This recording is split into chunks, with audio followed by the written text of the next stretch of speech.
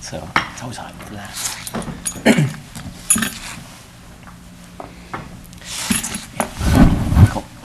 Go on, splash some water. Good evening. I would like to welcome you. I will now call to order our regularly scheduled Apex Town Council meeting for Tuesday, June 2nd, 2020. And I would like to welcome those who have joined us on live stream. Again, thank you for coming out tonight. And what I would like to do first is start our meeting with an invocation. And I would like to welcome Pastor Jamar Cobb from Oak Grove Missionary Baptist Church to come up and lead us in an invocation.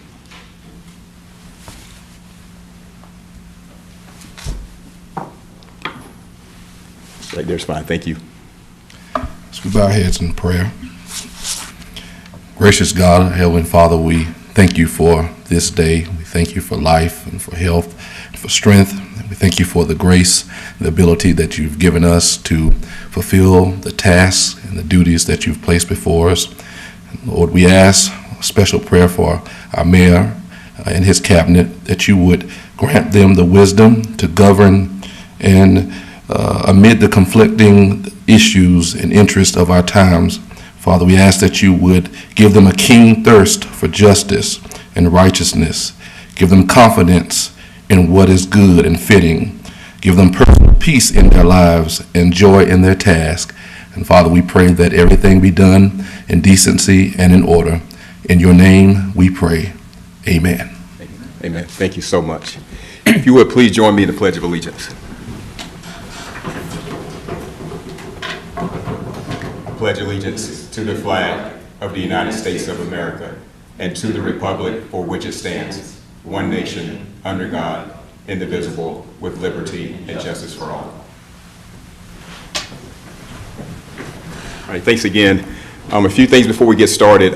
If you need a printed agenda, I believe we have some out just outside the door. I think Mr. Dillon is actually grabbing some if you need them, so he can pass them out to you. Also, if you're following on live stream, you can go to our apexnc.org under the Town Council page under the Agendas tab and follow along there. So what we're going to start out with today are, we have 3 presentations. And the first presentation we will start with is present the Environmental Stewardship Award to the Apex Mosque right here in Apex. So that's great. So our Mayor Pro Tem, our Chair for the Environmental Committee, is going to lead us in that. So, and also we'll ask our committee member, Councilman Brett Gant, as well to come down. And Mr. Sorry, if you come up, please. So we'll go down. Okay. Yep. first? Okay.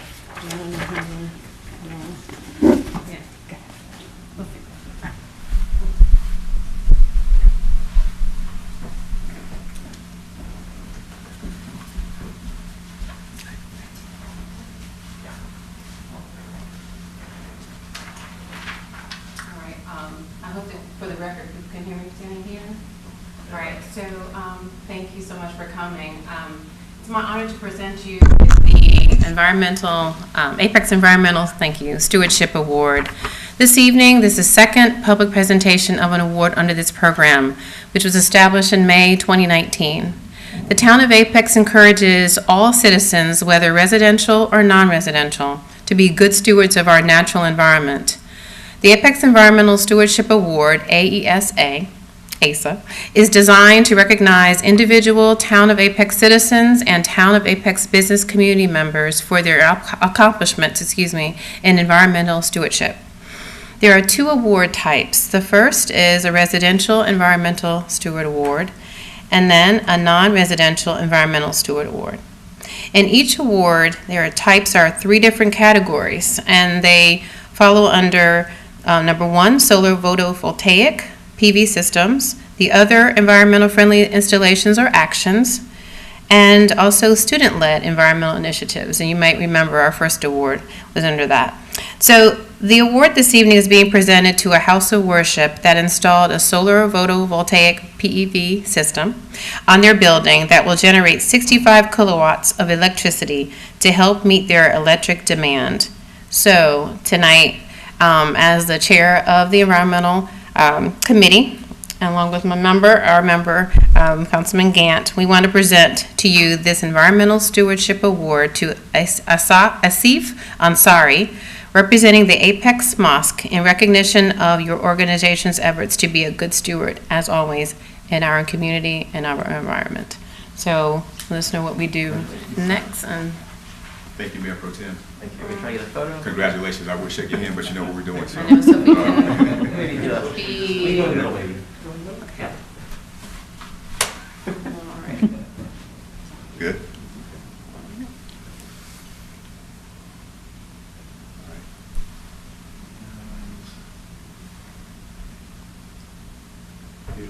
Thank you so much. Thank you.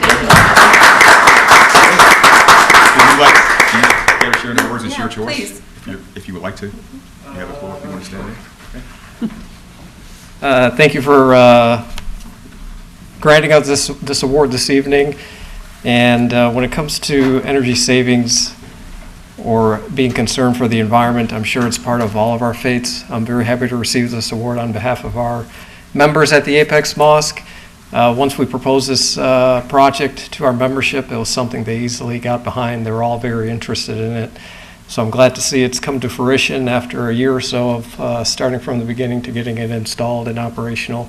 So thank you again, and I certainly encourage all of you, whether individually or at your organizations, to consider it as well. Thank you again. Thank you. so much.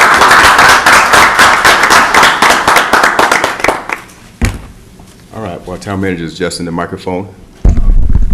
We'll move to our next presentation.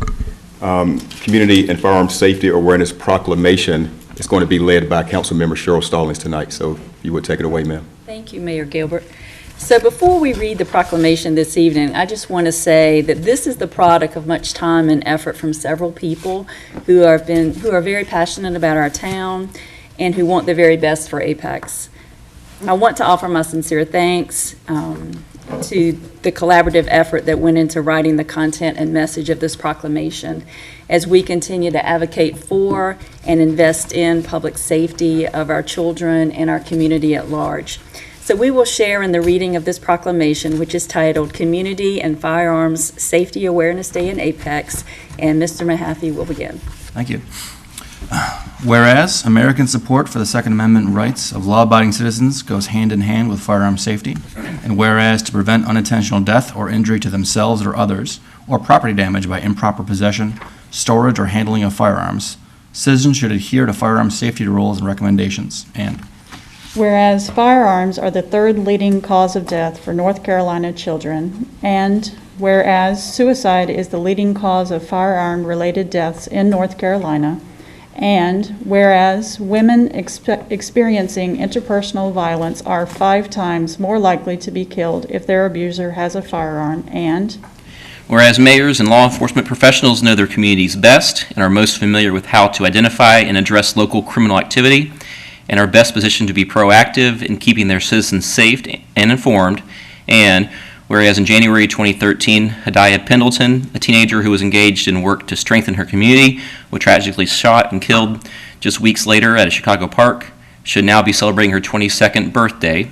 And Whereas to help honor Hadiah and her work and the 100 Americans whose lives are cut short and the countless survivors who are injured by shootings every day and the lives of their loved ones forever changed, a national coalition of organizations has designated June 5, 2020, the first Friday in June, as National Gun Violence Awareness Day. And whereas the idea was inspired by a group of Hadiah's friends who asked their classmates to commemorate her life by wearing orange, because hunters wear orange to announce themselves to other hunters, and it symbolizes the value of human life. And whereas anyone can join this community effort by pledging to wear orange on June 5th, the first Friday in June 2020, to help raise awareness and to honor the lives of victims and survivors, and to pledge support in working together to find solutions to this critical public health and public safety issue.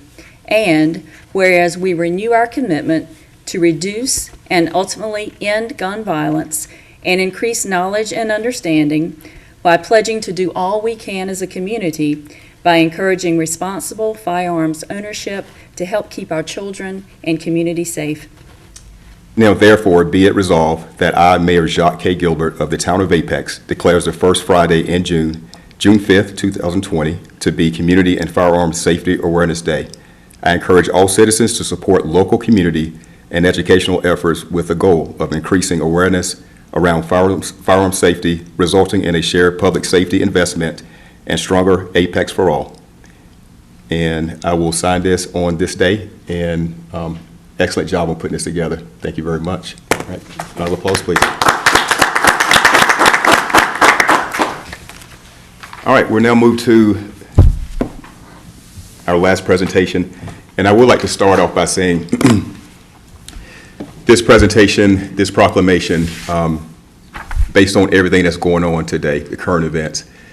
And, you know, we started with a pandemic, and then we now have another situation involving our community and our police department. The one thing that really I'm passionate about is unifying people.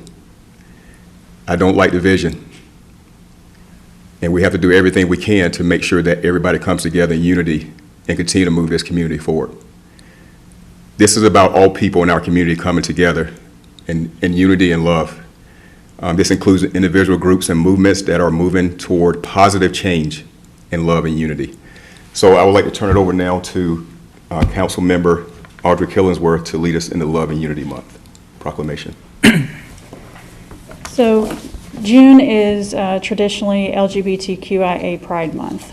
Traditionally, groups of people are discriminated against because of their differences, because of the unknown, because of ignorance, because of education, or because of lack of exposure. I used to be one of those people, ignorant and educated differently by my elders. But over the last 14 years or so, much has changed. I have come to see the world in a different light in many ways. The LGBTQIA community has its challenges and its struggle. The struggle of being disowned, losing friends and losing life, losing economic and educational opportunities, and the same community of which I am a part and have several close family members and many friends that are a part of its beauty and its diversity, and in its acceptance.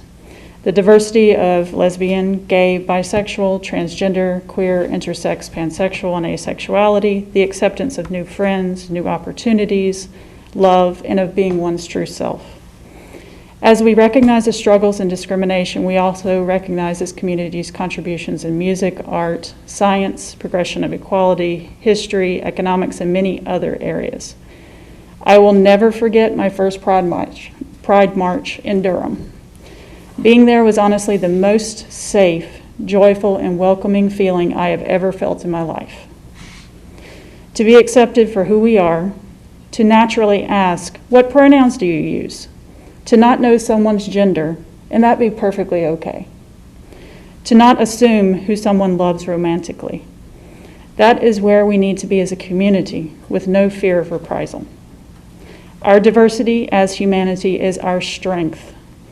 Every one of us is different, and those differences from every gender, sexuality, race, culture, and ableness should not divide us, but instead be celebrated, and should unify us with pride and love.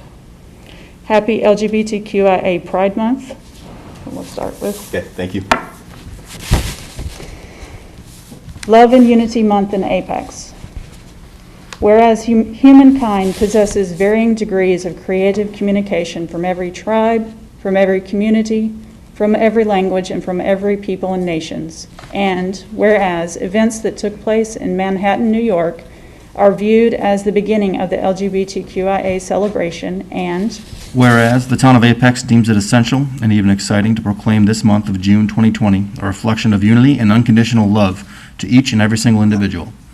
And whereas the town of Apex, the peak of good living, considers each and every single human a potentially dynamic source of terrific encouragement, a radiant power of empowerment, a giver of various sources and degrees of love and unity, non-dependent upon actions but dependent upon choice.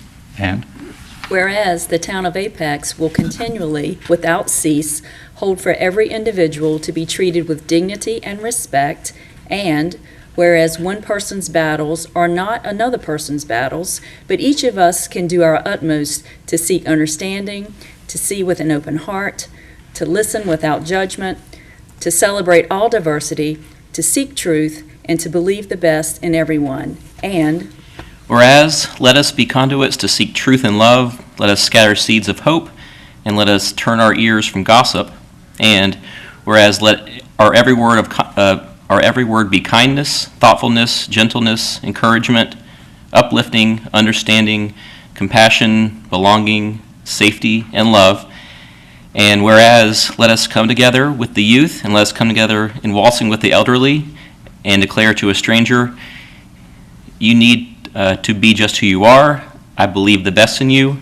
I forgive you. I'm sorry. How can I help? And Whereas, may the town of Apex continually boost connectivity, boast of betterment, pump up our community dreams to strengthen our quality of everyday living and togetherness. And whereas, let us boast of one another on the easiest of days, and let us brag of one another on the hardest of days. And whereas opening a door for someone might suggest you are walking through this together, a simple handshake could sever an unspoken difference into letting us be friends. A pat on the shoulder could remove a stain of unacceptance, and a smile could say, I get it. And Whereas during our challenges as a community, we become stronger in unity, promoting peace through love. And whereas the town of Apex proclaims June 2020 as Love and Unity Month for each and every individual. Therefore, I, Jacques K. Gilbert, Mayor of the town of Apex, do hereby proclaim June 2020 as Love and Unity Month in the town of Apex, and encourage Apex residents to simply do their utmost to take daily action. Signed this second day of June 2020. Thanks so much again. All right.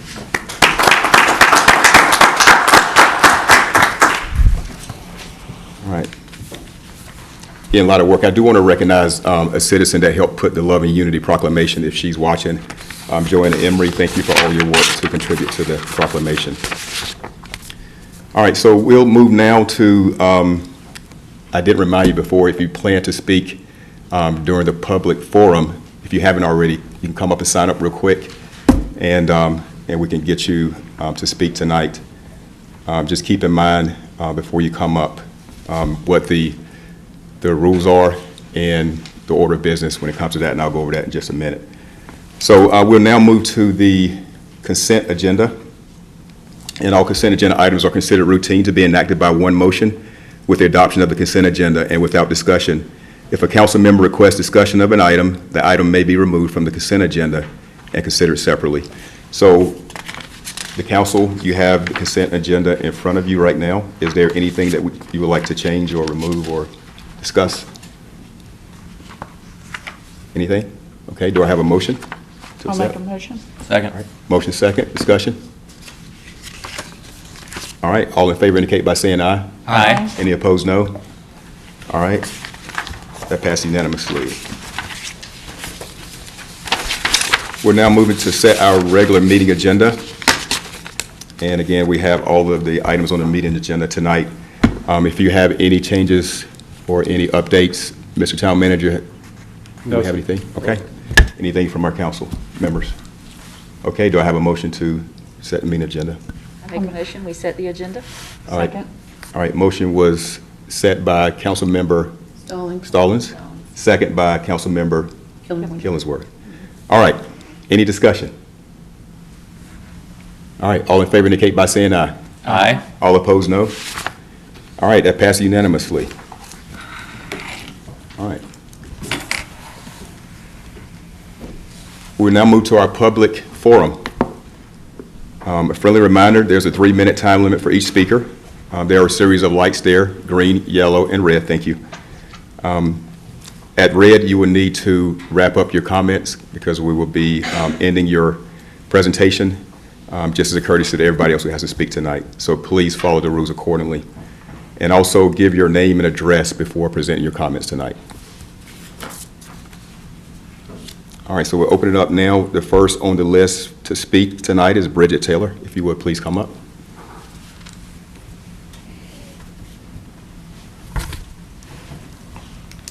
Evening, Council. My name is Bridget Taylor, 226 Harbor Haven Drive. I wanted to speak real quick on the budget and the fee schedule. We have reserve funds. Each year, we have set aside money for times of need. Town Council can appropriate these funds for the purpose of declaring a fiscal emergency with the shutdown of the town in the past months. This is the time to do that. There is no reason to raise any rates. The taxpayers should not be burdened with any additional rates at this time. No increases of property permits, sales taxes, car tags, electrical, water, sewer, or trash. Our savings can be used at this time to meet the budget. If the projects cannot be delayed, then use the reserves that we have put aside every year to meet the budget. There's no reason for you to raise any of these rates. Too many of our residents are trying to recover from the shutdown. Do not burden the residents further with the increased rates that you have on the budget now, when the town has the reserve funds to use. Thank you, Council. Okay. Thank you, Ms. Taylor, for coming out tonight, speaking. All right, we now move to the second on the list, Mr. Phil Welch. Please come up. Good evening, council members and mayor. My name is Phil Welch. I live at 1471 Big Leaf Loop in Apex. I just like to offer a word of thanks and appreciation for keeping our greenways open during the past couple months. They've honestly been a lifesaver in terms of providing an outlet for exercise and contemplation.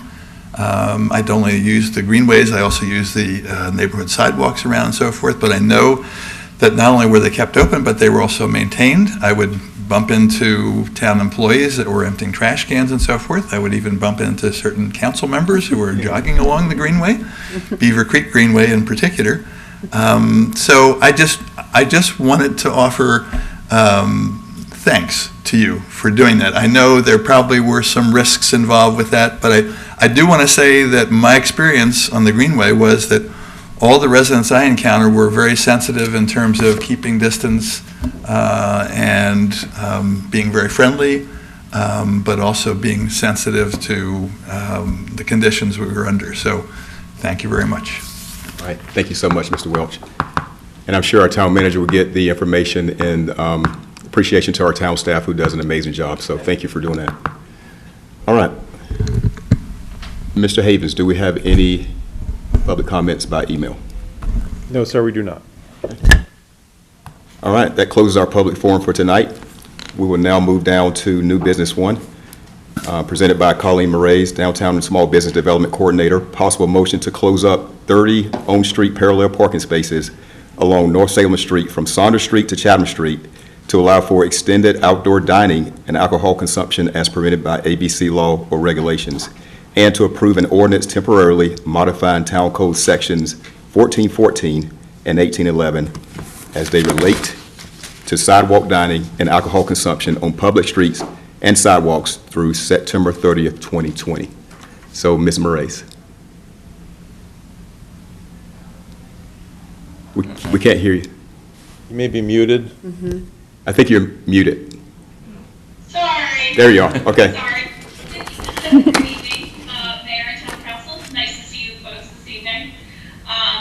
Yes, as the motion represents, we are looking to, per Executive Order 141, enacted by the Governor Cooper, we are looking to extend and amend town ordinances to allow for parallel parking spaces along North Salem Street between Saunders and Chatham Street be utilized as dining spaces for the restaurants and eateries in that location.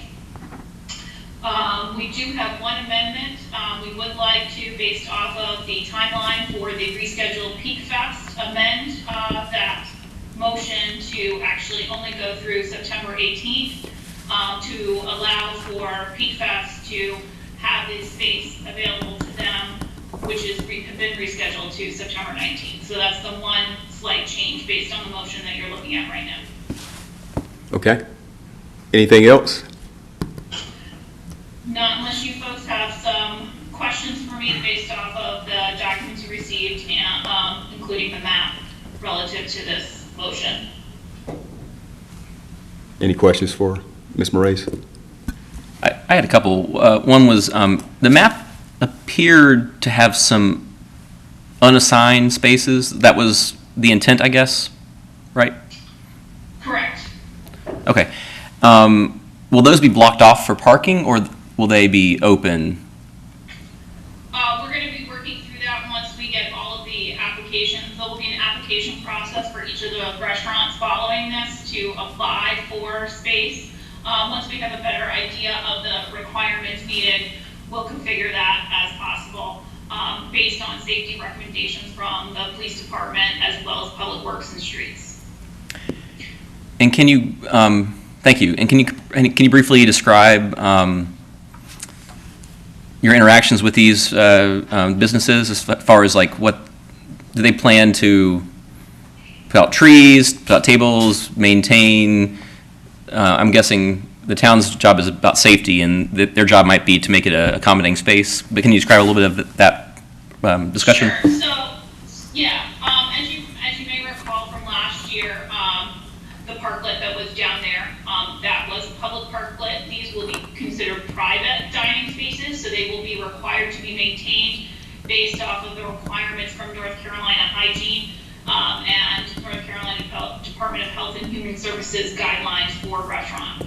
Also, based off of recommendations that are currently pending, because these need to be insured by the restaurants, they will need to provide sort of an area by which they sort of designate their space. So within that space, whether it's 2 parking spaces, 3, or perhaps even 4, depending on the size of the restaurant, to allow for this extension, they would just be putting up tables, chairs. They may include, depending on their personal design and whatever they submit, umbrellas to add some softening and some shade relative to the heat that might be there because it's on top of the blacktop. And then within that space, they can provide some extra plantings to soften the space, and potentially some string lights to add some light into the evening hours.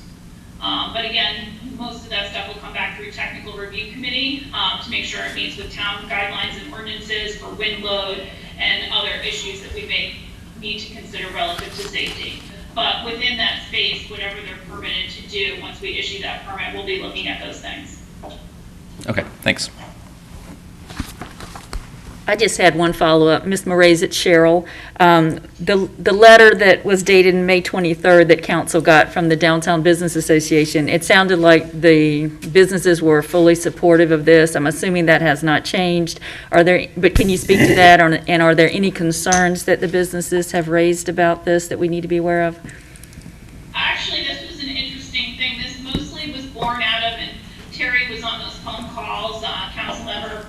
Kathy. He was on those phone calls as well. This kind of was presented through the retail businesses as well as the restaurants, because they realized that how those restaurants do in downtown is greatly affects how the retail businesses do also. So this is definitely a collaborative effort on both sides of, you know, whether it's retail or restaurant looking to have this initiative go forward. The only conversations I've had have been positive. Almost everybody's looking forward to this and helping their neighbor essentially get back and hopefully reopening as best as possible in phase 2, access to the amenities of downtown. Thank you. Hey, Colleen, I have a couple questions. The first, with regards to the change of date, and I think that's a smart thing to do. Is one day enough to really get everything cleaned up for Peak Fest the next day? Have you guys worked through that? It seems like that's kind of cutting it kind of tight. If we're closing, if 18th is the last day and the 19th is Peak Fest, are we confident we have enough time to pull all the barriers out to do it? Yes, you agree? We're good? Okay. Yes. Yes, okay, great. And we will have to work with the restaurants to be sure that their tables and such are out of there by that morning, Friday morning, but our team can get everything, the water barricades moved within just a matter of hours. What about any other potential events over the summer that may occur? Like if there's a 4th of July event or anything else that may come up? How are we going to handle that with the street being closed? Do we open it back up, or do we just have to deal with it? Are there any provisions in here? As far as I can tell, the July 4th event, if it does happen, I'm not privy as to whether or not that's still moving forward or not, based off of guidelines, because we're not sure if we're going to be in phase 3 at that point. Current mass gathering, I would say wouldn't allow for that event to move forward. But if, you know, obviously we can work within whatever parameters we would need to allow that event to occur. Sean or Drew, I don't know if you have comments relative to that question about, because that would be the only event that would occur over summer that might potentially impact these parking to dining spaces. So the idea here is to get a pretty broad authority to close these spaces for this length of time. If there is another event that comes along, we would say to the restaurants that we need to have them move their items, and we would move the water barricades.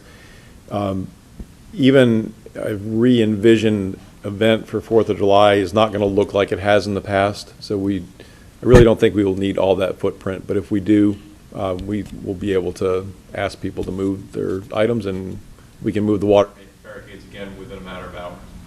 Thank you. Last question. So you mentioned technical review committee to actually approve the design and the layout of the items. How long do you think it'll be from tonight, if we approve this, to when the space can become usable for our restaurants? As far as I can tell from the conversations I've had with town staff, really, I think it'll take them about a week. I plan to email out to all of the businesses the draft guidelines and application that they can submit, so they have an idea of what we're looking for. From there, I would imagine that it would take only maybe a few days to a week to approve whatever they've submitted relative to layout. Because the town is ultimately responsible for putting up the water barricades. That'll be our responsibility, and that's the largest safety thing once we've kind of cordoned off that area, once we have an idea of the number of restaurants who will plan to apply. So I would imagine, based off of going forward tomorrow, at the earliest, I would say a week and a half to 2 weeks from now would be about the timeline for seeing this come to fruition with some of these restaurants. But again, we'll move as fast as they're able to move within the parameters and guidelines once they've submitted drawings to us. When do the water barricades? These are not stamped drawings, by the way. These are just layout, like floor plan layouts of what they plan to put in. So do the water barricades go up in a week and a half then, or do they go up tomorrow? Or do they go up when the first restaurant's ready to go in there? Because it seems like you have to do it all at once, right? You can't close down 3 spaces and then leave 2 open and then leave 3 more. It's kind of an all or nothing sort of thing. There's no, it seems unsafe to have, a given side of the street partially closed. Right. We'll coordinate that in a reasonable way. So we won't go out tomorrow and close them down, but when we know that there's a restaurant or 2 ready to go, then, yeah, we'll do it all at once. All right. Thank you. Okay. Any other questions for Mrs. Moraes? I think this is a great idea. Any comments, other comments? Just thank you for your work on this. I've heard from several residents, and I think the council has too, about their support for this, to try to support our businesses. It's well done. Thank you so much. You're welcome, thank you. All right. Okay. If there are no more questions for Ms. Moraes, is there a motion? I'll make a motion. Okay. I'll make a motion to approve. All right, motion by Councilmember Killingsworth, and second. Second by Dozier. All right. Okay. Clarifying that's with the change of date. With the September 18th date. Okay. Thank you. Yeah. All right. Discussion. So I just want to say that, really happy that that we're able to do this for the businesses, and that the ADBA, is just willing to provide recommendations all along and support and working with them. But I do look forward to doing something where this is not a temporary parking and dining, where we really have, a permanent place where people can safely engage with the community there. So that's all I would say, just for someone who enjoys places like that in other towns. So. Yeah, I'll second that. This feels almost like a dry run for what Sandwich might look like next year or the year after. So it's exciting to be able to experience that. And I think this is going to be great for our businesses, because restaurants, from all that I don't run a restaurant myself, but I've had the opportunity to talk to a lot of restaurant owners over the past couple of weeks on this. And my understanding is you can't really run a restaurant and survive on 50% capacity. Your margins are really tight. You need to fill the space. And this change here, the flexibility to use these spaces, allows the restaurants to expand, in some cases to almost meet their previous capacity or get close to it, to let them get closer to that point where it's more viable. So it's very exciting that we can do that. There's some state level changes coming too, hopefully, that could give more flexibility to the ABC licenses, that can make it even more of a good deal for them. So thank you, Colleen, and the team at Apex and your staff to get this done. And this is it's real exciting. Thank you. Thank you for your comments. I'm happy. Yeah, and let me just add also, I think the parklet was a nice way to see kind of a beginning experiment of this, and this is kind of a full-scale experiment. So I think lessons learned from this, like how much shade we need and how the restaurants can deal with all this, I think will be a good experiment. Unfortunately, it has to come this way, but yeah, I'm excited. Hopefully we're taking notes about how things work and don't work, so we can do it right when it's permanent.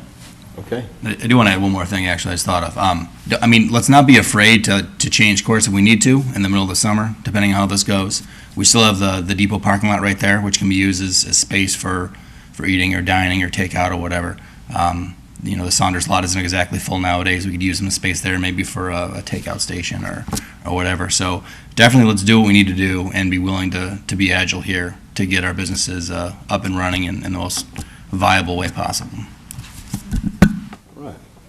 Thank you, everyone. All right, we have a motion and a second, and we had discussion. I'll call for the vote now. All right, all in favor indicate by saying aye. Aye. Any opposed, no. All right, that passed unanimously. Thank you again. All right, we'll now move to new business 2, possible motion to adopt the FY 2020-21 annual budget ordinance and FY 2020-2021 fee schedule, presented by Assistant Town Manager Sean Purvis. Yes, sir, Mayor, members of Town Council. Not really much more to present. I think we've worked through just about everything. So really, at this point, it's any last minute questions. I'll give you a quick update on what was changed between the public hearing to the workshop to now, based on your feedback, and then it's however you want to proceed in terms of the motion to adopt the budget. So what you see on the screen, this is the quick overview. You can see the budget has been reduced from 150.5 to 149.6 million. That's the overall budget, so all 3 major funds as well as the smaller funds. The reductions are in the 3 major funds, predominantly in the general fund. The general fund was reduced by $802,000. There's a breakdown. Some of that was within personnel, as we talked about the delay and the increases, as well as there was $428,000 decrease in personnel costs, $77,500 in operating costs, $143 in capital, and then $153.5 in debt service. That actually comes from when we got our numbers a week and a half ago or 2 weeks ago on the bonds when we sold, and now we're getting ready to close and have all our actual what our debt schedule is going to look like. We actually came in, because we have such good rates, we came in what our original projections were for that debt service, so that was beneficial as well. Within that, then the revenue we offset that was predominantly in sales tax based on discussions we have. This is to make sure we're playing it safe and being careful with what we may actually realize in sales tax. We can always, it's easier to go up on our projections when we see what's going on. And there's a state grant that we're still comfortable with, that we're in the running for, but because it deals with transit and DOT, there may be some question on whether it comes through. So we back that out just to be safe as well. And then the small reductions in water and sewer revenues were just equal to the personnel, the equivalent personnel offsets in those funds that came the same way as general fund. With that, I don't really have much more to present on the budget overall. I'll just answer any questions you may have. All right. Thank you, sir. Any questions?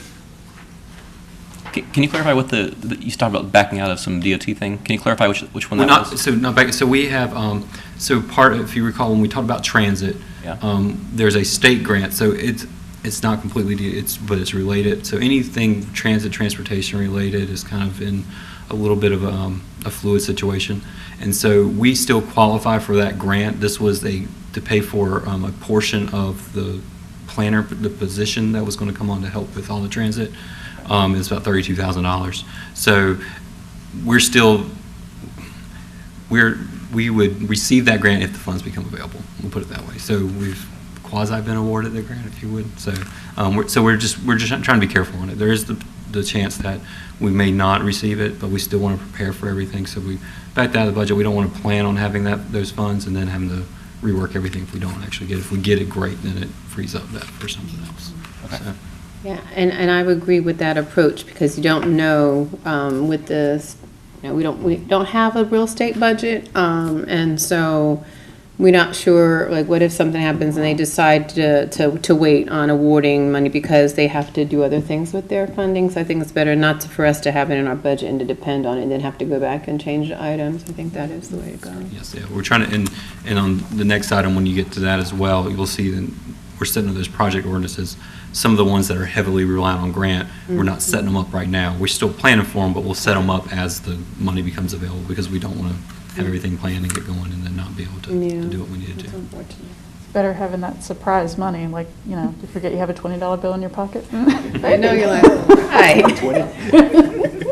We'd rather find that $20 bill than have to go break the piggy bank. So. It's better to find it in someone else's pocket. It's like, in your house, I don't think. Good recovery, Mayor Pro Tem. Digging in the sofa cushion. All right. Any other questions? Yes, sir. Could you elaborate? So at our last budget meeting, we directed to reduce the capital costs, I think, neighborhood $200,000. You mentioned we had 153, was it that you said? It was 153. It was 222 was a combination of the capital and operating. So the direction we felt was we had the personnel side and then we had basically everything else. So the capital / operating. Yeah. That breakdown actually. So it was 153 in the, the 153 is debt service, 143 in capital service, 77 in the operating. 77.5 in operating. The capital was an asphalt roller replacement. We have one. We can get by with it. It's at useful life, but we can continue if we can. Put it off. We will. So we have asphalt roller, the same with another vehicle that we have. It's in the same situation. We feel we can prolong its life, and then a snowplow. That was the which is really back up for us at this point. So those are the capital items. The operating was different maintenance and building repairs for some HVAC updates and software at the Halley, as well as some different work on the third floor here at Town Hall, from everything from flooring to painting, that sort of thing. So that's the breakdown that we had for those items. Thank you. Anything else? All right. Thank you, Mr. Purvis. All right. All right, do I have a motion to adopt the budget? I'll make a motion. Second. All right, motion was made by Councilmember Brett Oh, Gant. sorry. All right, second by Mayor Pro Tem Dozier. All right, discussion. I'd like to take a moment just to thank our staff and Drew and Sean and everyone else who was involved in this. This is my first budget cycle, and I really feel like I had a lot of input here. It went much better than I thought. I was able to give some suggestions, and some stuff was reflected in the budget, and very happy about that. So coming in really not knowing how this was going to go, I was very much appreciative of the level of engagement with the new council that came in, and how you took our feedback and really put together what is kind of, in some senses, budget's kind of miraculous, because there's the increase having to do with the bond, and I'll talk about that in a second, but setting aside the extra programming we're doing, you managed to keep our tax rate flat in a cycle where we have reduced revenues and we have ever-increasing costs. But that baseline budget, we managed to keep it flat, and I think that's a pretty amazing accomplishment. In terms of the tax increase, I do want to say I fully support what we're doing here. There's 3 cents going in this year. 1.5 cents of that is for bond servicing directed by the voters. So that's something that's a directive from the citizens who's our boss.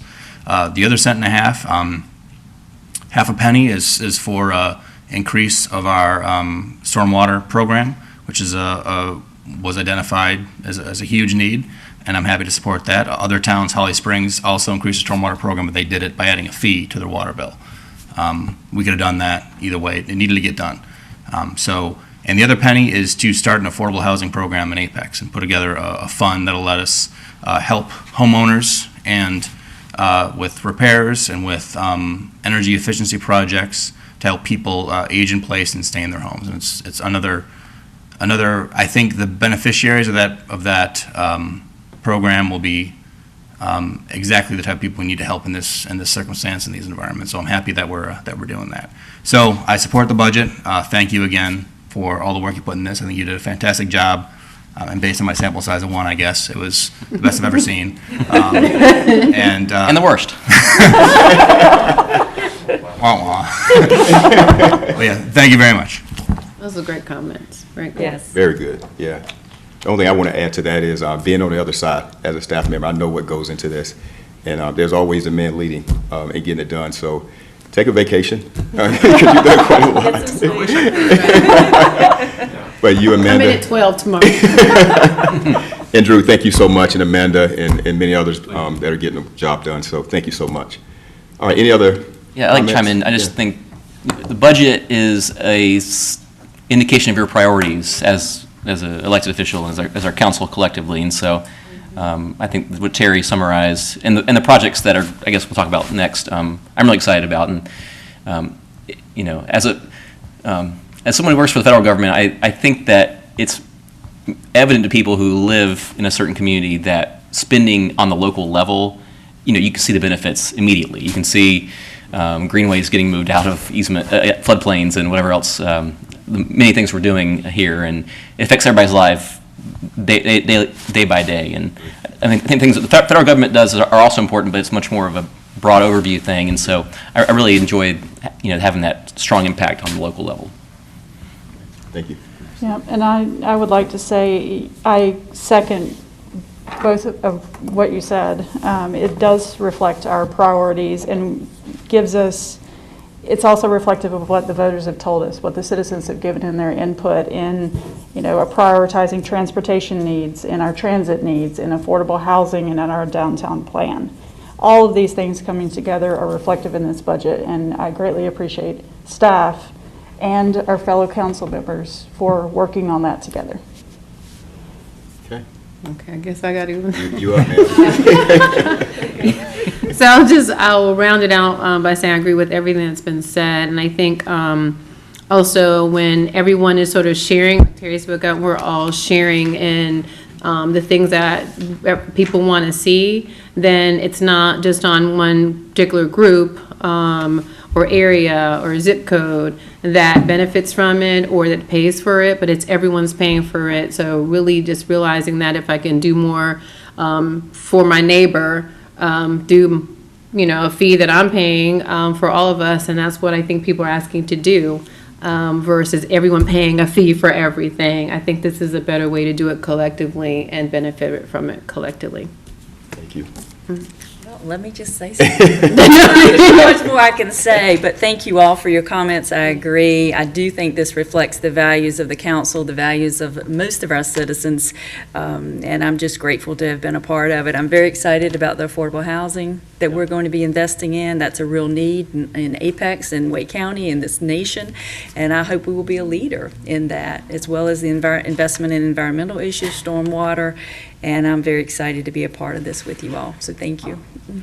You talk about being a leader. I think we are the leader in Wake County as far as adopting our budget before everybody else, so here we are. All right, so have a motion. Next. Second. Discussion. I call for the vote. All right, all in favor indicate by saying aye. Aye. Any opposed, no. All right, it passed unanimously. Thank you. All right, we'll move now to new business 3. Possible motion to adopt the FY 2020-2021-24 Capital Improvement Program and associated capital project ordinances. Mayor, members of Town Council, so what you have in front of you for this item, this is all, so these are not part of the operating budget, these are the project ordinances that we have to set up, so these carry over multiple years. We could really set up any time, but since we're in budget mode, we go ahead and set these up. Some of these will add to the past projects, such as the recreation parks bonds projects that are in here. We'll add to those projects to continue those on, Pleasant Park, the greenways, and then some of them are new, and more than likely they'll carry on beyond the fiscal 2021 year. So that's just getting these set up and putting the budget in place so we can get started at the right time. Some of these projects will get going, and some of these will hold off a little bit depending on how things progress, but we'll continue to move through. And I'll put these in. These actually might be the hardest to put, not in some cases, trying to juggle where these funds come from and everything. So, but I appreciate everybody's guidance and help with that. And so we got great people working on these as well. So, all right, that's all I have to offer. There's a lot in it. Like I said, about $39 million worth of projects. All those are not reflected in here, though. For instance, the Peakway at the time, because we're waiting on different grant things, so I just want you to be aware of that. We'll put the ones that rely heavily on grants, we'll put those in when the time comes, when we actually are awarded those funds. So. Okay. All right, thanks again. All right, any questions for? Mr. Purvis, can you speak to the how this document, I noticed Salem Street sidewalks and Saunders, we moved up the Salem Street Yes, sir. planning, but we didn't move up the funding for the project. So for the timeline on that, so per council's direction, I believe that was our first workshop in April. You asked us to move forward with that to keep that moving, and so fund balance was appropriate for that, as mentioned.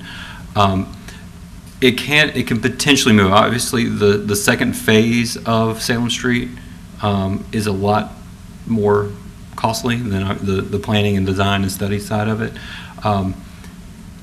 The thinking with that, though, from the timing perspective, is that it may, of course, we're getting a dry run here, like you said earlier, so things can change. I mean, all these are fluid. You can put the numbers in place, but we have the ability to modify and change if council so wishes. We'll find out what happens this summer, right, on downtown. But the idea was we didn't want to mess with Salem Street parking until we could get the Saunders Street parking done. Mm-hmm. So Saunders was go ahead and design. Hopefully it's financially feasible to move forward, and we could start on that project and add parking spaces. That way, when we went to Salem and started subtracting parking spaces, there was other parking spaces in place. So it was just trying to offset, trying to do both those at the same time. There's a little bit of financial crunch and squeeze on it, but it was more of a logistics issue. If you have all your parking on 30 spaces on Salem torn up, as well as your parking lot in Saunders is torn up and inaccessible, then you really don't have any parking. Despite what anybody thinks about parking downtown, the argument would be made that there is no parking if you've taken away all your parking at one time in that same time. That's the reason for that. Now those can shift, they can alternate. We can work out different timing as we move forward. But that's as far as setting up the budget and putting in the CIP. That's the reason for that order. Okay. There's a few more things in the that we have to work through. I mean, that don't necessarily show up right away. there'll be other infrastructure that goes into Salem Street that takes more time than you realize to do. So there's things like that we're trying to keep in mind. Well, if this document was done in half years, I would hope that Yes, sure. that can all be done in the first half of the years. Sure. It's my preference. Yeah. So we split calendar years too, right? I mean, yeah. So maybe it can. So. Because that would theoretically mean it could be in there like the spring of, or when it gets warm again in 22, I guess. 22. Yeah, Sure. which would be nice. But yeah. Okay. I just want to echo what Councilmember Gannett is saying, is that, we just had the downtown plan. We're all very excited about it, and I'm anxious to get something tangible on the ground, to show some progress on that. I don't want it to just, languish there for a couple years until it becomes irrelevant because, circumstances have changed. So if we're serious about that, and I think we are, I do want to push ahead with however we can logistically to get some of this stuff done, not regardless of whatever not to be constrained by the budget calendar or the calendar year, just whatever we can do. Completely makes sense what you said. We don't want to tear up the parallel parking at the same time we tear up Saunders Street, or the Saunders Street lot. That makes sense. So yeah, I'll I guess echo what Councilmember Gant was saying, that it would be great if we could pull forward eventually the Salem Street downtown streetscaping to whenever it makes sense to do that. The other thing I wanted to question, another request of mine that's in the budget is regarding the Tunstall House renovation. Can you give me an idea? Do we have a vision as to what that's going to look like during this fiscal year? Because what was important to me is, since we're building a new senior center out here, we're spending millions and millions of dollars on that. I didn't want this house sit there and languish and decay for another year. I think it makes sense that this is the time to do it. And I see, again, I believe, I forget what line I'm on, but it looks like it was split up again between the 2 years. So the initial year would be as a historic home. So there's going to have to be design work, architectural work to just plan out and see what needs to be done. So we have to go through the process of selecting that architect, getting all that in place.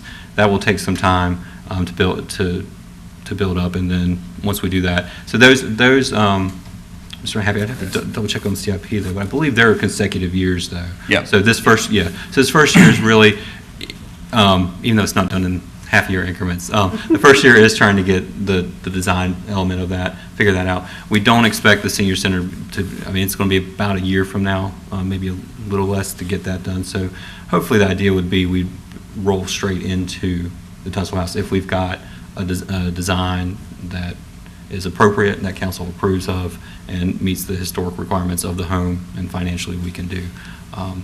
There's also going to be some discussion with the Tunstall House, not just the physical rehabilitation of the home, which we have to meet historical needs on, but in terms of what the determined use of the building is, will also impact what happens inside, which doesn't have to be as strenuous on the historical requirements as the outside does, but what you do on that inside will determine heavily what other modifications you may have to make in that house. So those are discussions that still have to be made before we can decide how are we moving forward with it, what does it look like. So we're just trying to give time to do that. And then hopefully we have that in place and we can go straight into it at the end of the, concurrently with the final phases of the senior center. Do you have a feel for, the downtown plan had the Tunstall House grounds being used by some kind of community garden, Paul and I looked really nice in the picture. Do you have a feel for, so I agree with Mr. Haffey's concern about the kind of looking bad when people are using the senior center.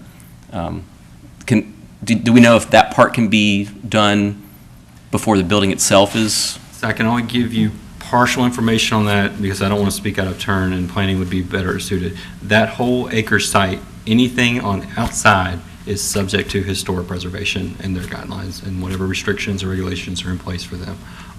There is a look and a feel that's supposed to be maintained because of the fact of the house being in part of that program. So that's not outside, just on the outside of the building, or yes, the whole property? Site, the whole site. The whole Anything, site. yes. Okay. So unless it's within the four walls, it is subject to their review and suggestions. There's still their recommendations. So as far as what, and that's why I said there's discussion about what will be done at that building.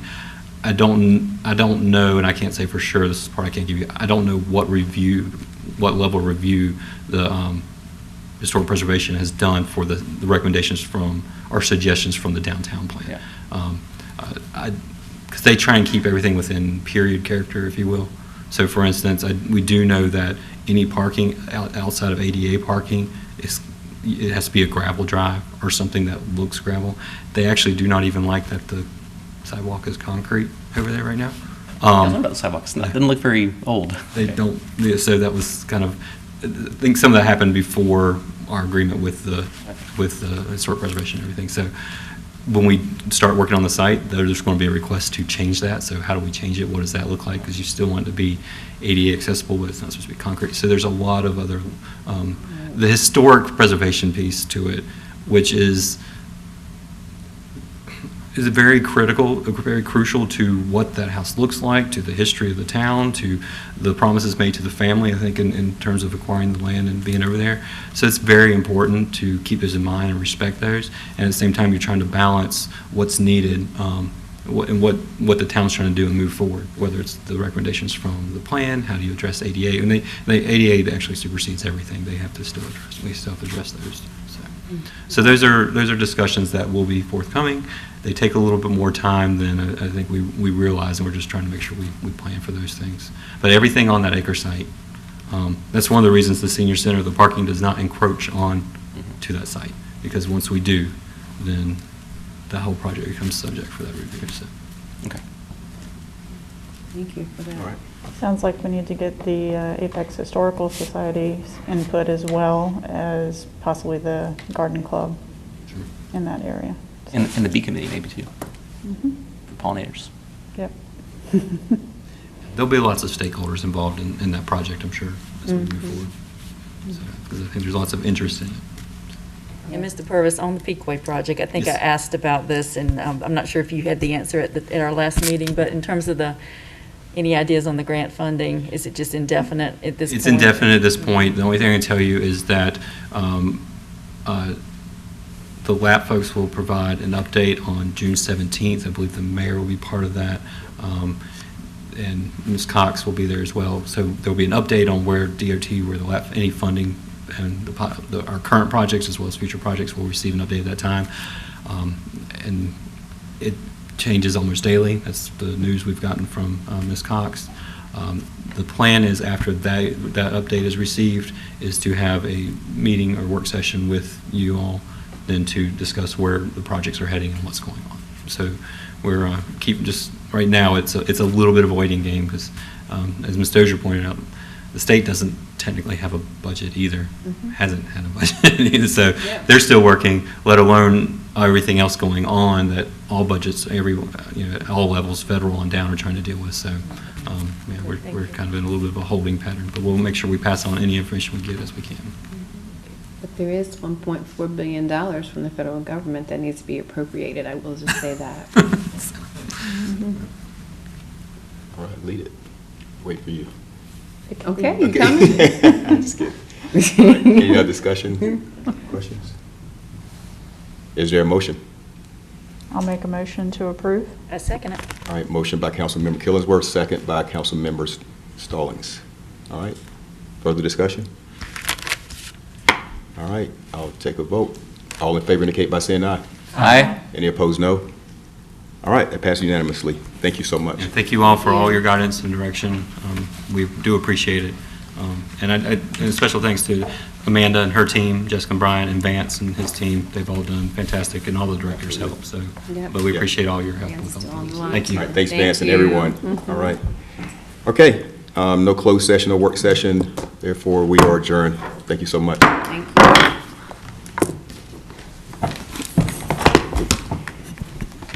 Hour. 1 hour. Yeah.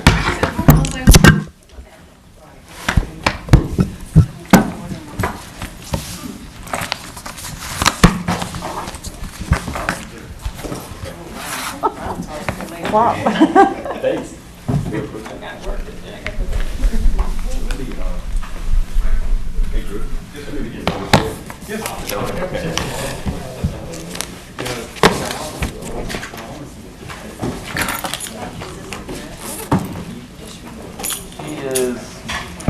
We're gonna go to the beach, planning that for July, and she's making us take a COVID test before we go. Did I tell you she had that? She had the COVID? She had it in February. She got the antibody test and came back positive, so, yeah. She was pregnant in November, cancer in December. In April, she found out she had COVID in February, so it's just too many things for one person.